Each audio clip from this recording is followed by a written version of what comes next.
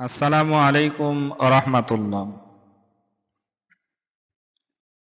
আজকের আলোচনার মূল বিষয় ভুঁই আমলা। ভুঁই আমলা মানব দেহের বিভিন্ন রোগে ব্যবহার হয়ে থাকে।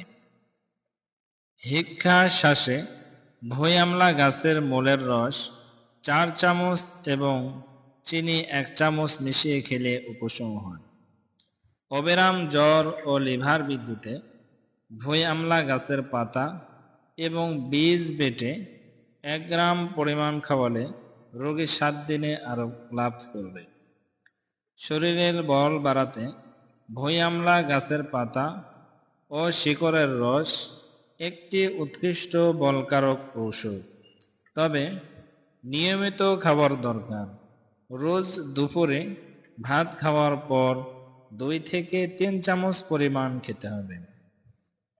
হাড় ভাঙার যন্ত্রণা, শরীরে যে কোনো অঙ্গের হাড় ভেঙে গেলে ভুঁই আমলা গাছের পাতার রসে লবণ মিশিয়ে ভাঙা জায়গায় প্রলেপ দিলে যন্ত্রণার উপশম হয়। দুর্গন্ধযুক্ত ঘা, ভুঁই আমলা গাছের সাদা আঠা ক্ষতে দিলে অবশ্যই ঘা সারবে।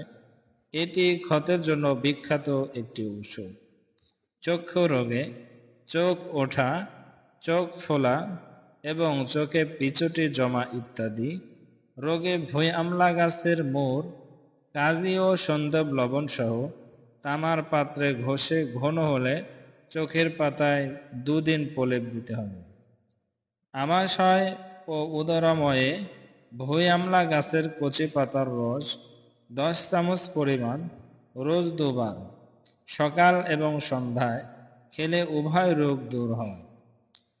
ক্ষত, ঘা এবং নখখনি হলে ভুঁই আমলা গাছের পাতা ও শিকড় চাল ধোয়া পানির সাথে বেটে প্রলেপ দিলে এ 3টি রোগের উপশম হয়। কামলা রোগে ভুঁই আমলার টাটকা শিকড়ের রস 10 মিলি 1 কাপ গরুর দুধের সাথে মিশিয়ে কয়েকদিন সকাল ও সন্ধ্যায় খেলে কামলা রোগের উপশম হয়।